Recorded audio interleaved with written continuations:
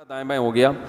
تو میں یہ عرض کر رہا تھا کہ قرآن مجید میں اللہ تعالیٰ نے نبی کو حکم دیا کہ ان سے کہہ دیجئے میری اس دعوت میں کوئی لالچ نہیں ہے. تو جو بات میں کر رہا تھا, دعوت میں نہ پیسوں کی لالچ ہونی چاہیے, نہ عزت مطلوب ہو, نہ اپنے آپ کو اونچا دکھانا مطلوب ہو. دعوت جھک کے دی جاتی ہے.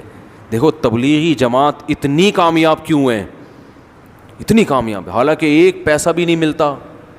کھانا, چائے, نسوار, پان, گٹکا سب اپنے خرچے پہ. جب آپ ایک سال جنگلوں میں پیدل لگا کے آؤ گے تو کوئی ایئرپورٹ پہ پھول لے کے کھڑا ہوا نہیں ہوتا ہے بھائی. نہ دفتر میں کوئی انکریمنٹ لگ جاتا ہے, نہ گورنمنٹ کی طرف سے کہ ماشاءاللہ چونکہ ان کے کوئی سرٹیفکیٹ بھی نہیں ملتا. آپ بتاؤ میں سال لگا کر آئے ہوں, وہ اگلا کیا ثبوت ہے کہ بھائی ثبوت تو کچھ بھی نہیں ہے. مدنی مسجد فون بھی کرو گے شاید وہ بھی کہہ لیں ہم تو جانتے ہیں نہیں اس بندے کو ہے کون. کچھ بھی نہیں مل رہا ہوتا, پھر بھی اتنی کامیاب کیوں ہے؟ پھیلتا ہے, جو کام پھیل رہا ہے. وجہ کیا ہے کہ جب یہ دعوت دینے کے لیے جاتے ہیں تو اپنے آپ کو چھوٹا بنا کے, یہ نہیں کہ ہم تیرے کو سکھانے آئے ہیں, تجھے کچھ پتہ وتا ہے نہیں بھائی, ہم سیکھنے آئے ہیں, آؤ مسجد میں بیٹھ کے مذاکرہ ہوگا, ہم بھی سیکھیں گے آپ بھی سیکھیں گے, ہم نے تو خود کلمہ پڑھا ہے تو ہم سیکھنے والے. تو یہ جو سیکھتے اور بھائی اور عزت اور کوئی یار کیا کیا باتیں آتی ہیں دماغ میں, کھوپڑی میں. ابھی میں ایک واقعہ سنایا نا, جس نے مجھے سنایا تو بس میں آنکھوں سے ضبط نہیں کر پا رہا تھا. حضرت مولانا طاری جمیل صاحب کا واقعہ ہے. ایک شخص آیا مجھ سے ملنے کے لیے, خواجہ سرا ہے. میں تو پہلی دفعہ زندگی میں کوئی خواجہ سرا مجھ سے ملا. میں سمجھا کہ پراپر آدمی ہے, اتنی بڑی اس کی داڑھی اور رنگ ماشاءاللہ بڑی مردانہ وجہ. لیکن جب بات چیت کا انداز ہوتا ہے تھوڑا سا, وہ ایٹیٹیوڈ سے اندازہ ہو گیا کہ یہ مکمل مرد نہیں ہے. تو اس نے مجھے خود بتا دیا میں خواجہ سرا ہوں. میں نے کہا بھائی ہم سے ملنے کے لیے کیسے آیا آپ, اتنی بڑی داڑھی آپ کی. تو اس نے اپنا جو واقعہ سنایا نا, میں 3 دفعہ وہ واقعہ سناتے ہوئے رویا ہوں. اور جب وہ سنا رہا تھا اس وقت میرے آنکھوں سے آنسو نکل رہے تھے. اس نے یہ ابھی بھی میرا بیان سنتا ہے وہ. اس نے واقعہ سنایا کہ میں جب پیدا ہوا تھا نا تو میں خواجہ سرا تھا. گھر میں ایسا بچہ پیدا ہو جائے والدین کی طرف سے عزت نہیں ملتی. جب 10-12 سال کا ہوا تو نہ بھائی مجھے عزت دے رہا ہے اور نہ میرا والد مجھے عزت دے رہا ہے. میں بھائی کے ساتھ کہتا ہوں مجھے باہر لے کے جاؤ تو وہ کہتے ہیں لوگ میرا مذاق اڑائیں گے تمہیں دیکھ کے. ظاہر ہے اس کی حرکتیں تھوڑی زنانہ لڑکیوں والی حرکتیں ہوتی ہیں. اور والد بھی کہیں محفلوں میں نہیں لے کے جا رہے, ایک مذاق اڑایا جاتا ہے. کہنے ایک دفعہ میں کہیں گزر رہا تھا تو یہ جو ہوتے ہیں نا خواجہ سراؤں کی پوری ایک جماعت تھی, انہوں نے مجھے پہچان لیا, دیکھا اتنا اچھا. اس وقت نہ اس کی داڑھی اور یعنی اس میں خواتین والی ہی علامتیں تھیں زیادہ. تو انہوں نے مجھے کہہ رہے ہیں اتنی عزت دی, کھانا کھلایا اور اپنے گرو کے پاس لے کر گئے. اور گرو نے کہا کہ تم ہمارے ایجنٹ بن جاؤ, ہم تمہیں پھر ڈانس ماس کروائیں گے, آدھے تمہارے آدھے ہمارے, جو بھی اس کا سیٹ. کہہ رہے مجھے پہلی دفعہ کہیں عزت ملی. تو لیکن میرے ابا کو پتہ چل گیا تو ابا نے لا کے طبیعت سے کوٹ دیا, ٹھیک ہے نا, کہ دوبارہ ان میں نہیں بیٹھنا. ٹھیک ہے ہم نے توبہ کر لی بھائی, یہ برے لوگ ہیں, ڈانس ماس اچھی چیز نہیں ہے, ٹھیک ہے.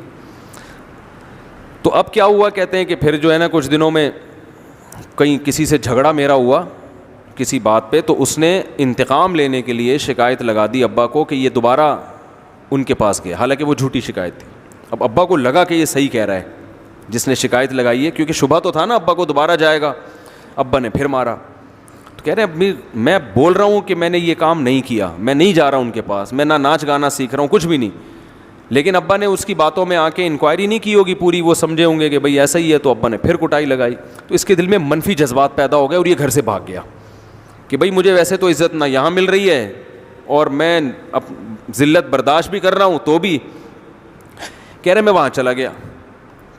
تو جب میں وہاں گیا ہوں نا خواجہ سراؤں کے ہاں, تو وہی گرو اور ڈانس, اور پھر اس نے مشہور کچھ ایکٹروں کے نام بتائے جن کے ساتھ ہم ڈانس کرتے تھے, اور پیسے آنا شروع ہو گئے, آدھے گرو کی جیب میں آدھے ہماری, اور ہٹو بچوں. لیکن ظاہر ہے یہ کوئی عزت دار راستہ تو نہیں ہے نا. کہہ رہے ہیں کہیں سے تبلیغی جماعت میں حضرت مولانا طاری جمیل صاحب آ گئے. انہوں نے اجازت مانگی, ہمارے گرو کو پیغام بھیجا بھائی مجھے ایک دفعہ یہاں آ کے دعوت دینے دو. اس نے اجازت دے دی, آ جاؤ بھائی. بیان کیا, ان کو سمجھایا بھئی یہ زندگی نہیں ہے, اللہ کی سیروزے کے لیے بہرحال ترغیب دی. کہہ رہے ہیں میں تیار ہو گیا, باقی لوگ تیار نہیں ہوئے, میں تیار ہو گیا. کہہ رہے میں نے گرو سے اجازت لی, اس نے کہا جاؤ لگا لو سہ روزہ. تو کہتا ہے کہ جب میں حضرت کے گھر پہ گیا ہوں نا, تو حضرت پہلے سے دروازہ کھول کے ایسے انہوں نے دونوں بازو پھیلائے ہوئے تھے استقبال کے لیے, پہلے سے کھڑے ہوئے تھے علماء کے ساتھ. کہتے اتنے مشہور آدمی, اتنی بڑی سیلیبریٹی, اور اتنے بڑے بڑے علماء, ان کی پگڑیاں, ان کے اتنا خوبصورت لباس, جو خود عزت دار لوگ ہیں. کہہ رہے ایسے جو ہے نا میرے استقبال کے لیے دونوں بازو پھیلا کر کھڑے ہوئے ہیں, اور ایسے مجھے بیٹا بنا کے نا اپنے سینے سے لگایا کہ تو میرا بیٹا ہے.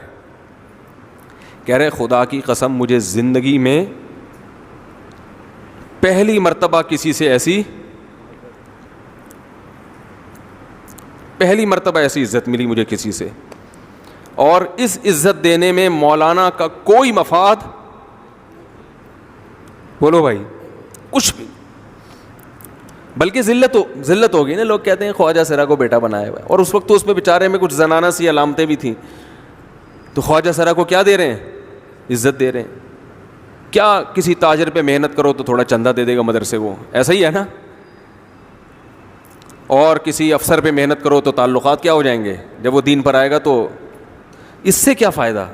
اس کو تو باپ ایسے ان لوگوں کو ریجیکٹ کر دیتے ہیں, بھائی اپنانے سے.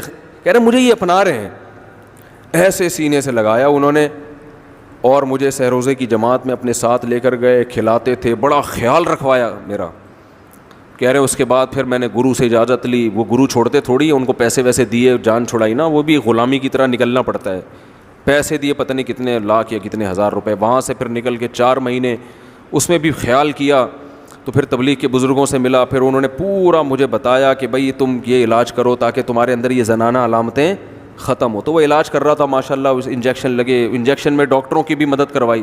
یہ ایسی این جی او ہے میرے بھائی جس کو کوئی بھی این جی او نہیں کہتا, نہ ان کے کوئی اشتہار آ رہے ہیں. کتنے لاکھوں لوگوں کو اس طرح سے یہ لے کر بھی آئے اور ان کے مسائل بھی حل کیے, مگر نہ کوئی ویڈیو بن رہی ہے, نہ کوئی اشتہار آ رہا ہے. یہ تو اس نے خود مجھے بتا دیا نا, اور اس نے کہا ایسے سینکڑوں لوگوں کے ساتھ ہوا ہے. تو اس کی ماشاءاللہ اب داڑھی نکل گئی. اس نے کہا آہستہ آہستہ میں اللہ سے امید ہے کہ مکمل مرد بن جاؤں گا میں. تو یہ ہے وہ دعوت جس میں آپ کا کوئی مفاد بولو نہیں ہے. تو دعوت کے کام میں جب تک اس درجے کا اخلاص نہیں ہوگا, اس وقت تک آپ کی دعوت میں جان پیدا نہیں ہوگی.